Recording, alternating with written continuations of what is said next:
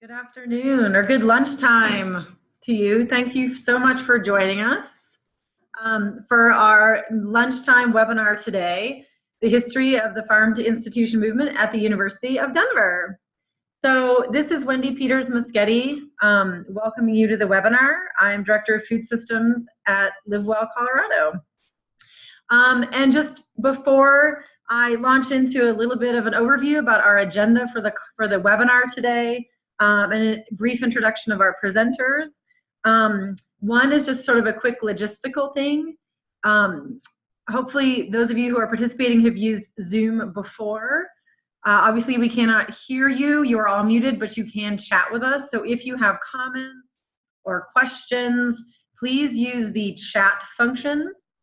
Sometimes it's a bit confusing. There's a Q&A function and a chat function, but we'll be actively monitoring the chat function. So if you have questions or comments, please just chat them in the chat box. You can chat them to all of us as panelists or to everyone. So before I dive into the agenda for today, I just wanted to do a really quick background, context setting a little bit as to why we are hosting this webinar here at LiveWell, Colorado. For the majority of the time, you will be hearing from staff and students at and affiliated with the University of Denver. But the general sort of work and movement around farm to institution is something that we are very interested in at LiveWell, Colorado. And we are here basically to learn along with the rest of you today about how higher education facilities and institutions are really leading the way and can lead the way in expanding what has really started as sort of a traditional farm to school, farm to K-12 type of movement in Colorado. And now sort of broadening and moving more deeply into different types of institutions, in this case specifically higher ed. So as part of our work at LiveWell, Colorado, and our sort of learning about how and where more of these connections and bridges are being built between Colorado growers and some of our bigger institutions, is we have been working with the Colorado Food Policy Network, which is a network of many, many different local food systems coalitions located all across the state. And this, it does say my internet connection is unstable, so please do let me know if we get disrupted. This issue, sort of farm to institution broadly, has come up and emerged as sort of a core focus of that Colorado Food Policy Network. And there actually is a farm to institution work group that has emerged out of the Food Policy Network that meets virtually on a regular basis now to really kind of try to dive in and understand, again, where are we moving more of this sort of direct purchasing beyond just sort of the K-12 setting, and what does it really look like, and what does it take to actually shift procurement in some of our larger institutions. So part of what we're trying to do with that work group is really identify and elevate and share stories and case studies and best practices and who is doing this and how is it working. Just to wrap up what I was saying as well about our role at LiveWell, Colorado, and working with the Farm to Institution work group, is that this is just one example, this webinar today, of our efforts to really identify and elevate people's stories and best practices of how they are really making shifts in institutional procurement. So as an aside, if you're interested in what we are doing as a part of that work group, our contact information for all of us is available on the last slide of this webinar. You can feel free to contact me and we can talk more about some of the case studies that we will be working on this summer to really look at preschool, K-12, higher ed, and correctional facilities and really document shifts in institutional procurement. So without further ado, these are the folks that you're actually really going to hear from today and hear their story. So we'll have three presenters from the University of Denver. We're going to start off with Mandilyn Beck, who's a sustainability coordinator with Sodexo, housed at the University of Denver. Mandilyn is also a graduate of DU, where she received her MA in Global Finance, Trade, and Economic Integration. And her work really started as a student when she was at DU, working within Farm to Institution as a student researcher for DU Center for Sustainability. We'll also hear from Hallie Jaeger, who is the Graduate Assistant Food and Garden Lead at the University of Denver at the Center of Sustainability. And she has been managing the food and gardening program there for the past 2 years, as she has also been completing her MA in international development, focusing on health and sustainability. And thirdly, we'll hear from Chad King, who is now the Director of Sustainability at the University of Denver and has a background in sustainable agriculture. And now his role, excuse me, really, Jails, thank you for laughing, consists of working across departments across the university to implement a series of goals related to sustainability. And then there's me, I'm Director of Food Systems at LiveWell, Colorado. I am just here to moderate this panel, lamely. So before I pass the mic, this is what we want to cover today. So you will hear from Mandilyn, Hallie, and Chad. Really, it's about their story, right? About how this farm to institution movement really started at DU, how this kind of got some legs through the Real Food Challenge campaign and audit. They'll walk through some actual logistics of procurement and working with university dining, and then specifically talk about how this partnership emerged between Mandilyn and her position with Sodexo and students such as Hallie at the Center for Sustainability, and how they've continued to work forward in partnership together. And then lastly, just talk about how they've really built and led a student movement for sustainable food at DU, and how that could be and can be replicable for institutions across the state. So without further ado, I'm going to pass my screen over to Mandilyn, and Mandilyn, please take it away. Hello all. Okay, so I'll be kind of going over the history of the farm to institution movement at DU, as well as the how to strengthen vendor partnerships through farm to institution programs. And let's see here. Doesn't seem like I have, there we go. Alrighty, and we'll start off with talking about the state of the food system. I know a lot of you guys already know about our current food system, but it's nice to kind of frame the narrative of how you approach these issues. The history of the Real Food Challenge at the University of Denver. Finding Real Food Challenge qualified or sustainable food products within your current distribution networks. Working together to achieve a better food system. And of course, the DU Sustainable Food Policy. So, understanding food system dynamics is that after World War II, the U.S. was finally free from poverty and turmoil that had plagued them during the decades of the Great Depression and war. After World War II, America became a land of bounty, a land that could once again nourish their families. However, this initial motivation that increased consumption and agricultural production in the U.S. has become lost in an addictive pattern of consumption, seen by the following, this slide here. Now, this is what a modern day Thanksgiving looks like, over-consuming our technology and our food, and not being mindful of it. And what we can do to make this system better is that this initial food system that was designed to use the least amount of land to feed Americans was renewed with renewed prosperity and vitality, is now approaching its limits of being sustainable. And we need everyone, students, farmers, corporations, to work together to help the food system to become a place where social justice and environmental stewardship is restored. The Real Food Challenge is an amazing strategy designed to restore the value that has been taken away from food and empowers the universities and colleges across America to invest in sustainable food system change. So what is the Real Food Challenge?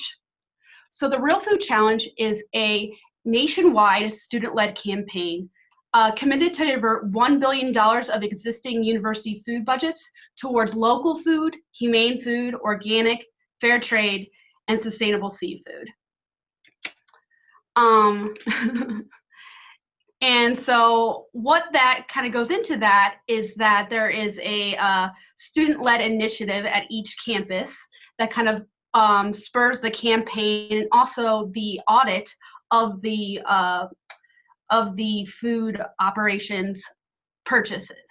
So kind of going into how this started at DU is that in 2013, two students from the Students for Sustainable Food group went to the Real Food Challenge National Summit named Mariah and Catherine, and they came back and they were just on fire to get this instated at the University of Denver. That following summer, I was hired as the Center for Sustainability's food research lead to research all Sodexo's practices for this Real Food Challenge campaign and audit. With combined effort of the students campaigning hard on the ground and getting student petition support, as well as contacting the administration, the monthly audits of Sodexo's food purchases, we were able to get the Real Food Challenge commitment signed in May of 2014. And there should be a picture that comes up of our resident district director, Ira Simon, signing the Real Food Challenge, but for some reason it is not. There it is, right there. And with our previous chancellor, Combe. So kind of how this started out for me in my journey from my previous role to my current role is that halfway through my work at the center, I realized that there wasn't a lot of understanding of exactly what the students needed to research Sodexo's invoices according to the Real Food Challenge. So I was hired as an intern to kind of help facilitate that process.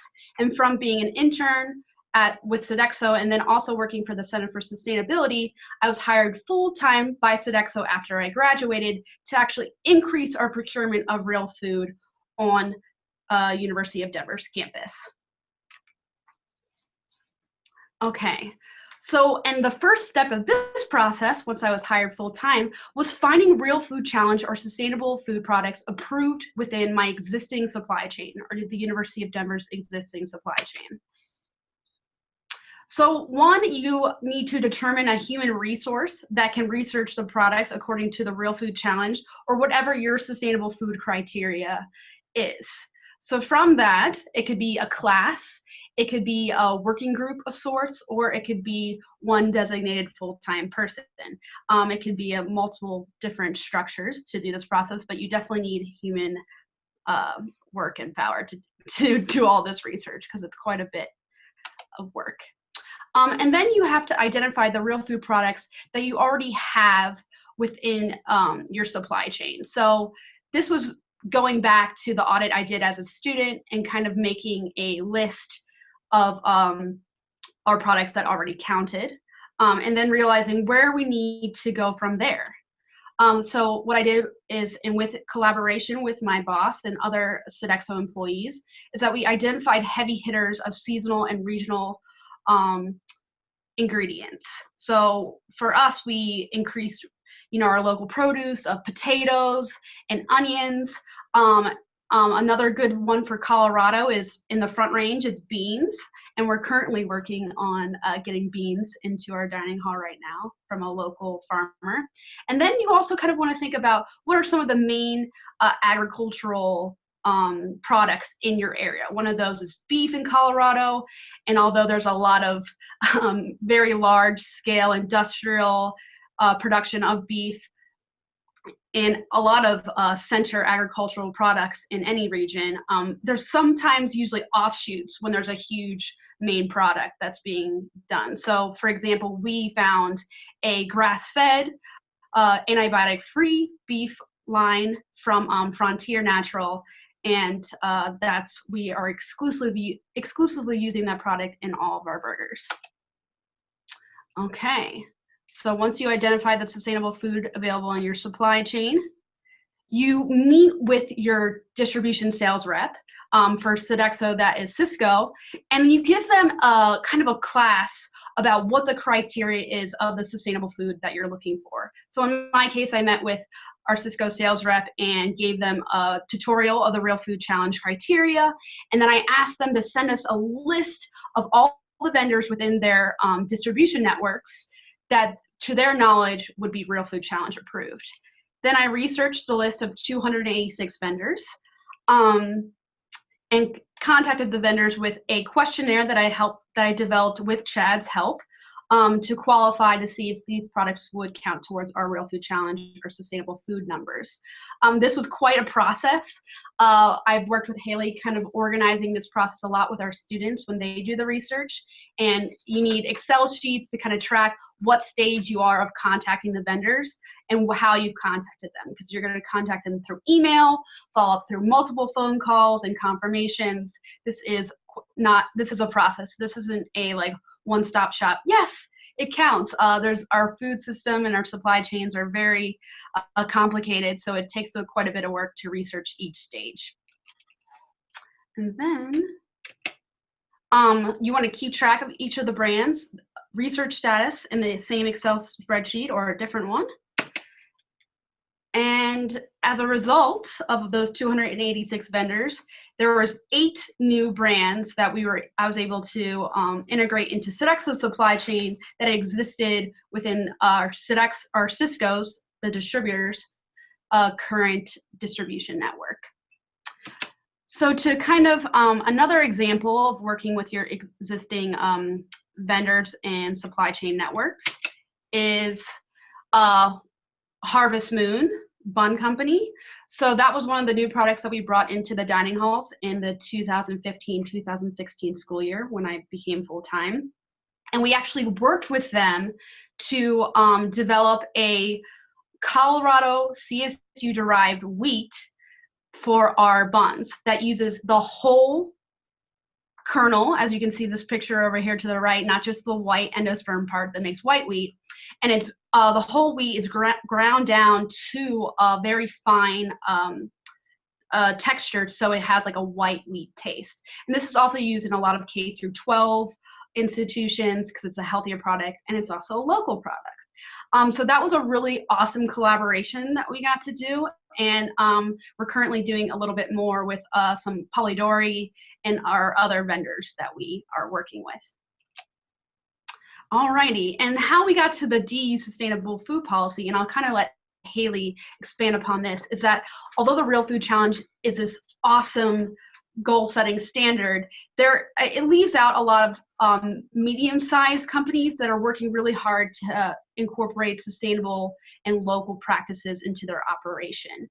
So that's where Hallie and I kind of started developing a more robust, holistic policy because we found a lot of roadblocks with the Real Food Challenge, but at the same time, we wanted to use that as an example to create a policy around food waste and employee training. Yes, so the creation. And this is kind of our percentages versus the DU Sustainable Food Policy and the Real Food Challenge. The Real Food Challenge is our current percentage in red. So this past school year, we were at about 16% real food in the fall. And then we were at like about 24% sustainable food for under the DU Sustainable Food Policy, which, well, it's not indoctrinated yet, but Hallie will go into that into detail. And then I just want to kind of leave you with a few questions, or a few thinking questions in conclusion. So when you're going about this endeavor, trying to increase your farm to institution movement at your institution, you need to identify what food is endemic or unique to your regional food shed. Maybe watch Adam Brock's TEDx Mile High talk about bioregional cuisine. That's really interesting. Clearly communicate with your vendor partners of what the Real Food Challenge criteria is or what your sustainable food criteria is. And then work together to discover new ways of creating sustainable food system together. And then if you're interested in learning more about the supply chain and being entertained at the same time, I've created a YouTube mini series that takes you on a journey of DU supply chain with the Rockalitas tortilla chips that we use. Well, Mandilyn, thank you so much for your work. For everybody listening, she is the reason why the DU Dining has increased their real food percentage from 4% to our final audit is going to be around 19% for the past school year. So just accolades to her. We don't know where we'd be without her. I'm going to go into more detail about 4 main points in understanding sustainable food policy creation. First would be looking at how the food system operates at the institution you're at. Then analyzing who manages each part of the food system cycle and how they work together. What parameters will be instituted and why. So for DU, we spoke a lot about real food challenge, but for hospitals, you have healthcare without harm. For K through 12, you may look at the Center for Good Food Purchasing, or what your municipality agrees are the sustainable parameters. And then finally, and perhaps the most important part for the sustainability of a sustainable food policy, is how is transparency and accountability created through implementation. We can skip over this slide, but this is me. All I want to say here is I came back to grad school because I'm so passionate about food system change, and I believe the pathway towards a more resilient world is through food. I also believe that getting involved wherever you are at and doing that sort of analysis is super important. So that's why I dove into food system change at DU specifically. I got to campus. I met with our director of sustainability, Chad, immediately, begged him for a job. He thankfully employed me. And then I had the opportunity to meet Mandilyn and some other incredible students leading food system change here, like Julia Richards and Katie Aldrich. Fast forward about a year of working together, we realized two parts about the DU food system. Is one, maybe not the entire food system here was accounted for.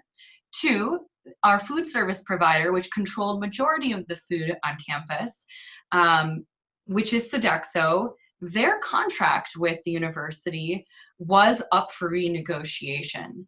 And then third, as students who created the Sustainable Food Working Group, we advocated for a voice for students, faculty, and staff to understand this contract renegotiation and how it affects sustainable food on campus. So I believe in June of 2016, Mandilyn and I started writing this policy. At the same time, the Sustainable Food Systems Working Group met with Vice Chancellor Lily Rodriguez and Vice Chancellor Craig Woody, and we were granted seats on the Dining Advisory Committee, which made some food decisions on campus. Therefore, now undergraduate student government, graduate student government, the law school, and faculty senate and university college all have input there. So that was our first major win. But getting back and to analyzing a food system, you have to look at an institutional framework of how a food system works. So you ask yourself questions from beginning to end. How is food produced? Where is it grown? How is it transported in a way that is acceptable for the environment and the societies managing that food? When you prepare and eat the food, how does it nourish your body? And then what happens when the food isn't wasted? So these were all questions we started to analyze in creating a sustainable food policy. It's also important to note that the extent of this entire cycle was not addressed in something like the Real Food Challenge, but it did create parameters. So we started with the question of how does the University of Denver define sustainable food? And the problem is it didn't really exist. Our food system here is fragmented, and there wasn't a lot of transparency and accountability that traversed the student, staff, faculty, and administrative parts of campus. So this policy, in addition to expanding upon Real Food Challenge parameters, aimed to create that. Some of the parameters we put in place included Real Food Challenge or ASHE standards or approved third-party certifications. ASHE is the Association for Achievement in Sustainability in Higher Education, and it is a long framework of a report, but Real Food Challenge and ASHE are partnered together, so all standards count towards each other. We thought it was important to address nutrition, the fact that food should be community-based, local, ecologically sound, fair, humane, and otherwise to be wasted. Then we had to understand how the food system operated at the University of Denver. And we realized that majority of the food is contracted to our food service provider, Sodexo, which is being negotiated. And then there's some self-operated food through our hospitality and resource management school. When you have self-operated, it's a little bit easier to control the food chain.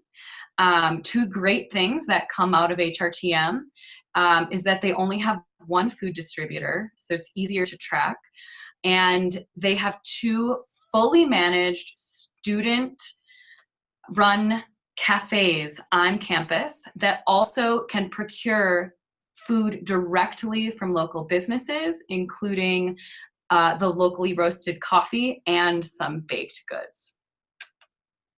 We realized that Sodexo is the university relinquishing control and trust to the provider.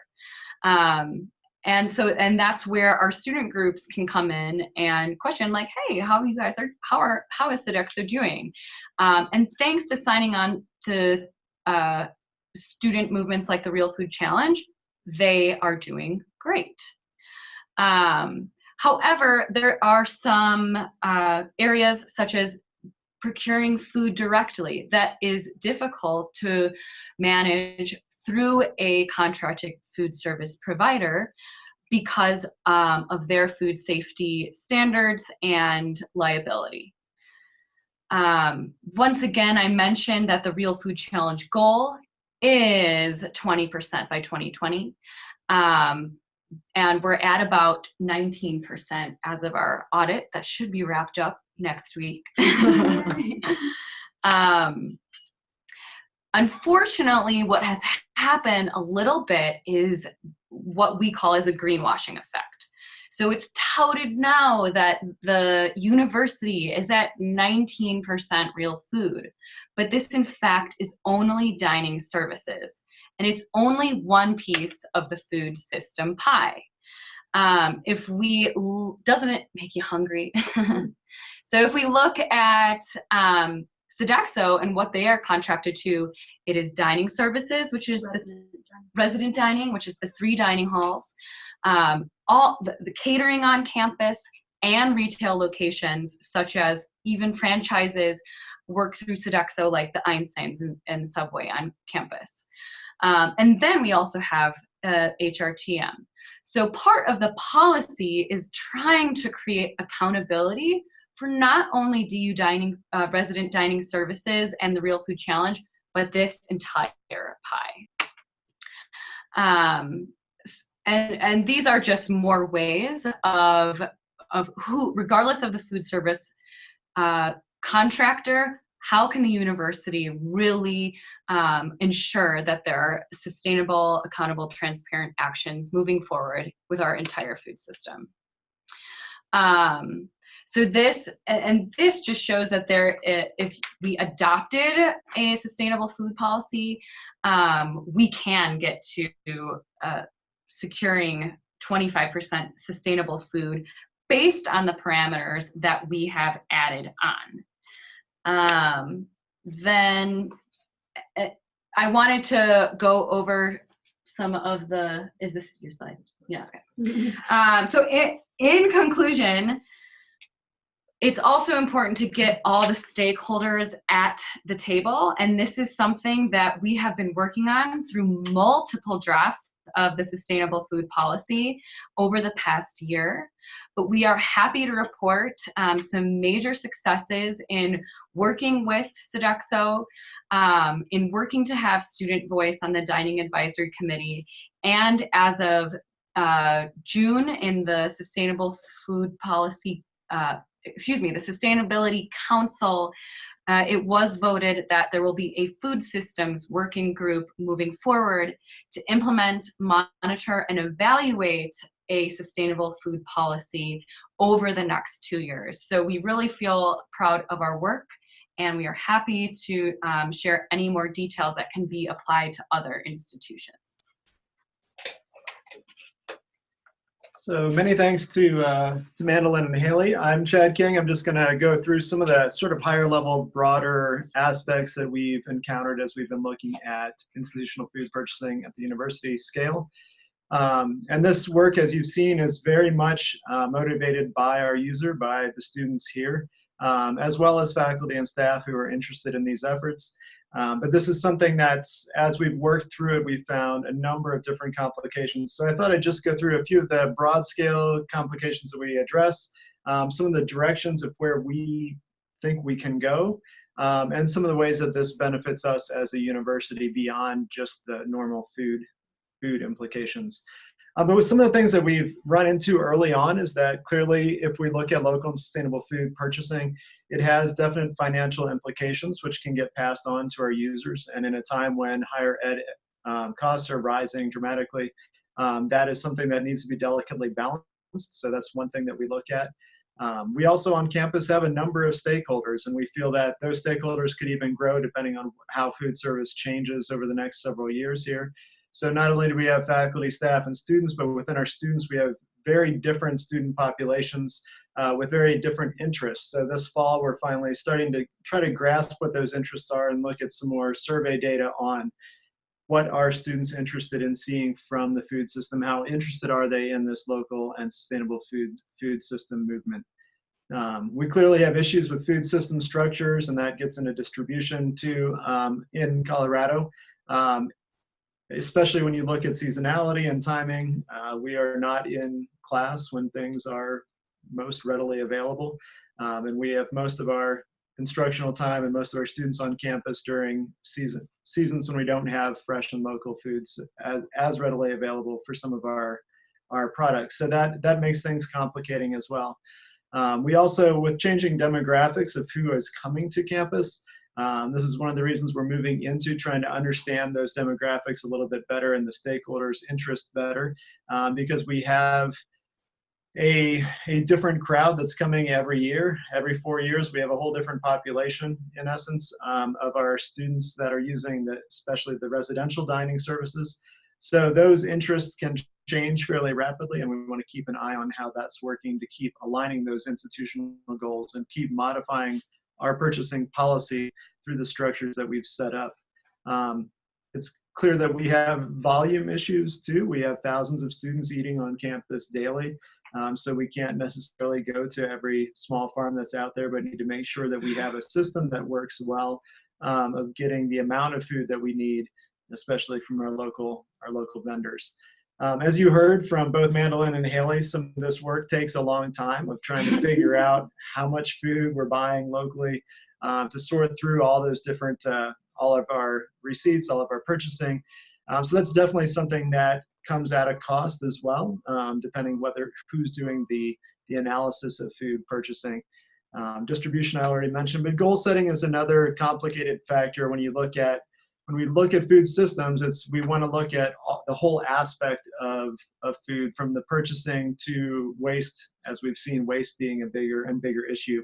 So goal setting is something that we continue to look at, and there's multiple groups that are doing the goal setting and multiple metrics that I'll get into in a little bit here.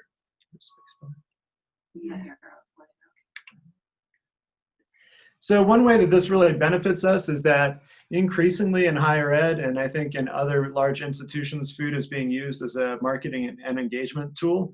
And I just pulled a couple of headlines and things off of different university websites, as there's a lot of look into how do we source sustainably, how do we draw from regional food, How do we set goals that we can share with incoming students and use that to attract people to come here? Not only students, but it could be the same for employees as well, who might want to be eating more on campus if they know what sort of food and are really excited about what's going on there.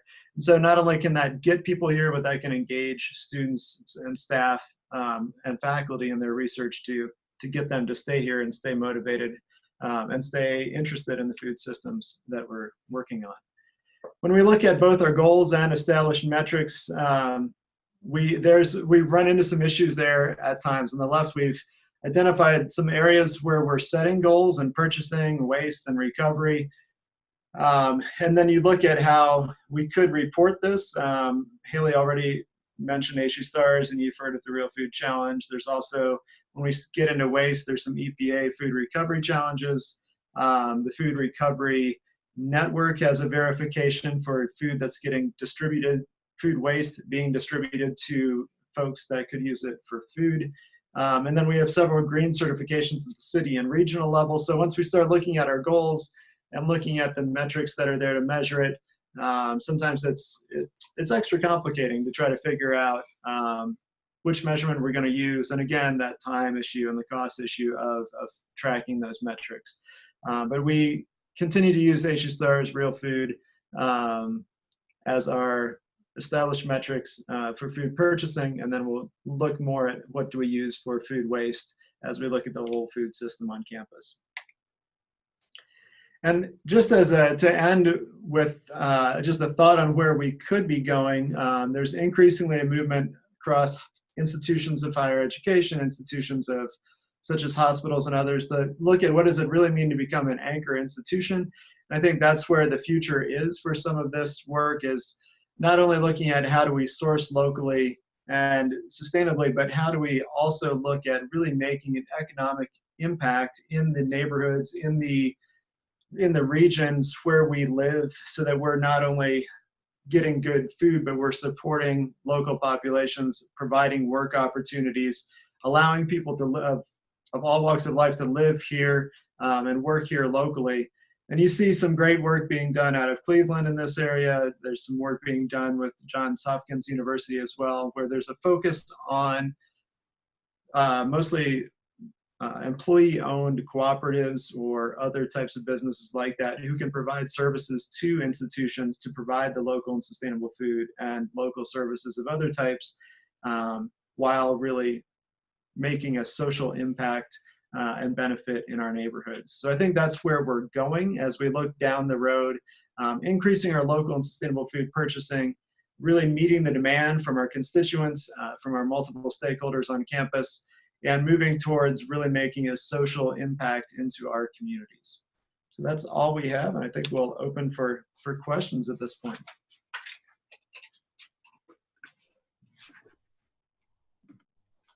Great, thanks. Thank you, Mandilyn, Hallie, and Chad. Thank you so much. So we already have a few questions that have come in the chat and Q&A box. So for anyone else who has other questions, now is the time to please type in your questions in the chat box and we will get them addressed. So I'm going to go back to a couple of questions for Mandilyn related to the Real Food Challenge.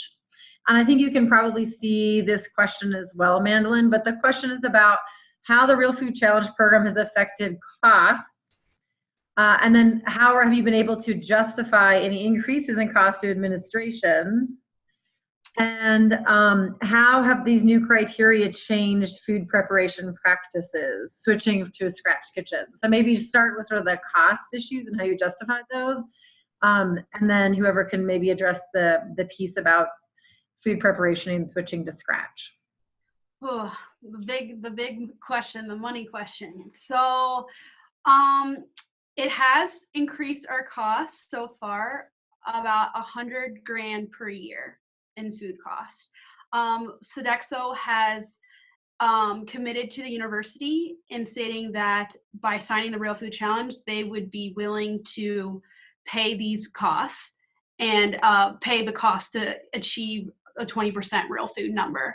However, once we reach that number, we're going to need help from the university administration somehow, and Chad kind of alluded to that a little bit about whether it's, and he can maybe go into more detail where that money is coming from to help us increase that procurement on a more holistic level with the with our sourcing, and then going beyond that 20% number. So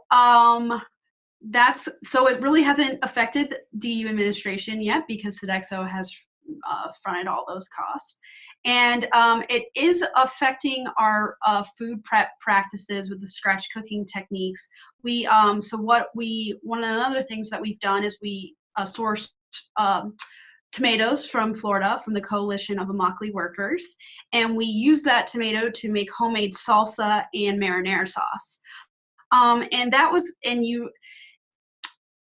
is not as time consuming as other scratch methods, but then that increases our labor costs and also training, which is not necessarily taught from the corporate level of Sodexo, and that is why the DU Sustainable Food Policy would help kind of create a structure around these more scratch practices that Sodexo is just kind of like incorporating on the fly, and we're working on internally kind of making that more set.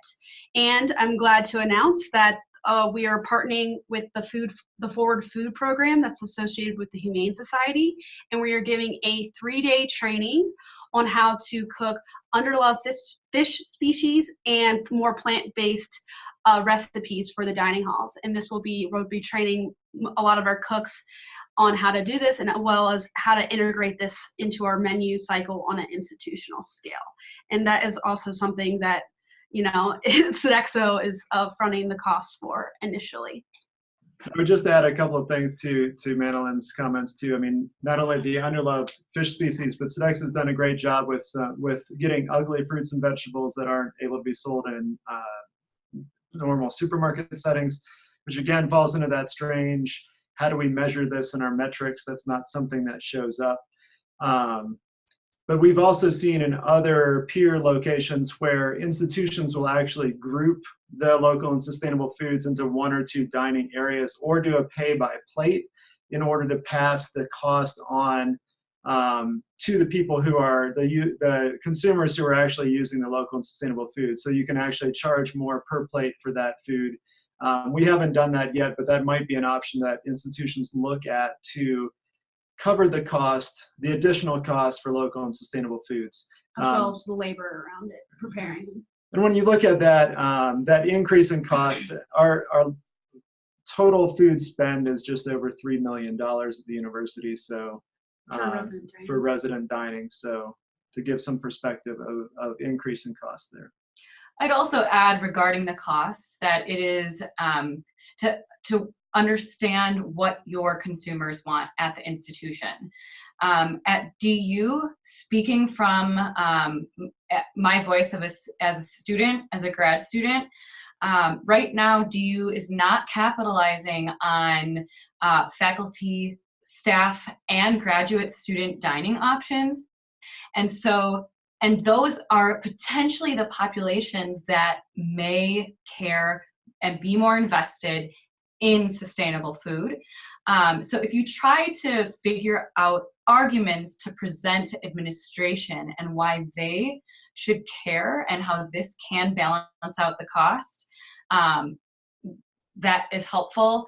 There's also nationwide surveys and regional surveys at CU Boulder that share sustainability matters for students. And in the long-term gain, if you're not providing these types of options for them, potential costs and admissions can go down. So those are some of the arguments that work in an educational setting that may be a little different at hospital or a prison, for example. And we are changing some of our dining options in the next number of years here at the university. So come back and ask us again in 2020 how we're doing when we open some new dining facilities, and we'll share some of our different approaches then. Wonderful, and thank you. You've done an excellent job of addressing some additional questions that have come in around how the costs are passed on to the consumer, and sort of this portion of increased cost and what that makes up of your total budget.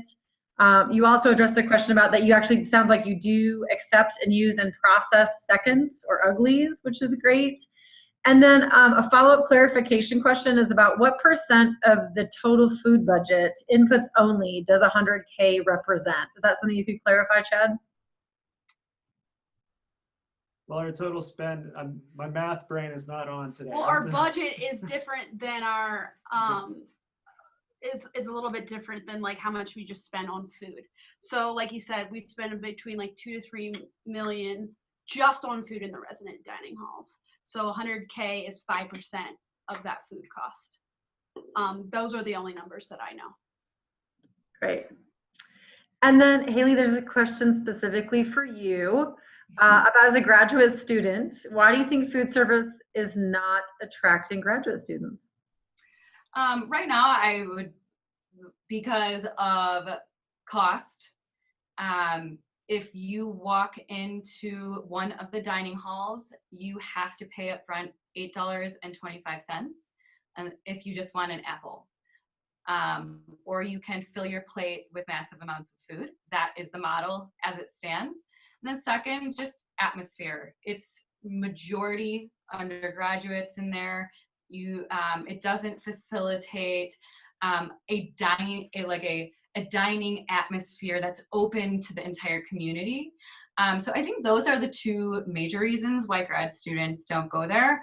And potentially just reputation in general of cafeteria food not being sustainable. Although with the Real Food Challenge and Sodexo Resident Dining has done an incredible job marketing to undergraduates, that is not carried through to graduate student, faculty, or staff populations. Great, thanks, Haley. We had another question about what would your contracts really need to look like to give you more ability or more freedom to work directly with farmers as opposed to having to work directly through Sodexo. And I know you showed the pie a little bit, I think, after this question came in. But if you could talk a little bit more about sort of where and when you have that freedom and flexibility, how you could get more of it to do more direct purchasing, that would be great. Should I address that from a student perspective, or? I mean, a lot of what we deal with anytime anybody's doing business with the university is making sure that liability issues are covered. And so the insurance side of things immediately makes it tricky for especially smaller farmers who might not have the insurance coverage at the level required to do business with the university. And then anytime we're working with large food systems, I mean, all the food is coming through a distributor, and so that's an additional step. So there are options to go direct purchase, and we've seen that at some peer institutions. It just adds a level of complication, time, and checking on sort of that liability side of things that often complicates things from a university standpoint, and also from a food service provider standpoint. But Mandilyn could talk more about that. Yeah, so Sodexo has very high food safety standards, and in order to integrate a new product into our supply chain, the individual farm needs to have the insurance level of those standards, which is a lot of money. I think it's like $1 billion. Not a billion, a million, don't quote me on that, but it's a lot of money. So a lot of small farmers can't handle this type of insurance for their farms, and that is what's kind of leaving them out. However, I do know that Gonzaga University is working right now with their produce distributor to buy direct from their produce network, so direct from the farmer to the institution. I know it's not set in stone yet, but they are in the process, and I might want to reach out to them to look to see how this is affecting their costs and what they're doing around that. They're also a Sodexo University, so that is another piece of it. I'd also add, from the student perspective, it's just changing status quo of how our food system has nationally operated for 20 years. Right now, it's really simple to say, oh, small farmer, not as safe. That's not true. just means they cannot necessarily afford the very expensive certifications. But that is changing. We've even looked at using the local farmer, which is a program that helps certify smaller farms in their food system safety. Yeah, they're also a part of Primus, which yeah. is the largest food safety auditor. Exactly. They are a division of Primus Labs. And I think if we look at models like Chipotle, we're learning that it's possible to source food locally and be successful. So. Great, thank you. So we have a couple more minutes to wrap up, and I will revisit all of our contact information here in a minute. But just as a reminder to anyone, this is your last chance to please type in any comments or questions or suggestions as we go. So just as a reminder, this is who you heard from today. And please, as I wrap up, if you have questions, please feel free to type them in here as I wrap up. So we heard from Mandilyn Beck, the Sustainability Coordinator with Sodexo at the University of Denver. We heard from Hallie Jaeger, who was a Graduate Assistant Food and Garden Lead for the past 2 years when she was doing her graduate studies at the University of Denver. And we heard from Chad King, who is the Director of Sustainability at the University of Denver. And that's my information there at the end. And I just want to share great answers. Thanks for the presentation. Thank you, Chad, Mandilyn, and Hallie, so much for all of your time. And as a reminder, we did record this. We will send out a recording of this webinar. Please feel free to share it widely. If you are interested in joining the Colorado Food Policy Network Farm to Institution work group, that again looks across issues not just affecting higher ed, but really looking to understand and elevate and share and document case studies around institutional procurement from pre-K to higher ed, correctional facilities, and everything in between, as well as hospitals. Please feel free to email me, and just keep your eyes out for more. I know Healthcare Without Harm did a webinar last week looking at hospital procurement. That was the first in a series of 3 planned webinars with Healthcare Without Harm, and they will be doing some look specifically into work in Colorado in one of their next webinars. So keep your eyes open for things like that coming as well. And also we will share case studies as we develop them, probably early fall, looking more at pre-K, K-12, correctional and hospital facility models as well. So more resources coming. Thank you all so much for your time. And if you have, last thing too, is if you have any other suggestions or recommendations, stories that you would like to share, other webinar ideas, please let us know. We're always happy to host and help share stories. So thank you all so much. Have a great afternoon. Thank you. Thank you.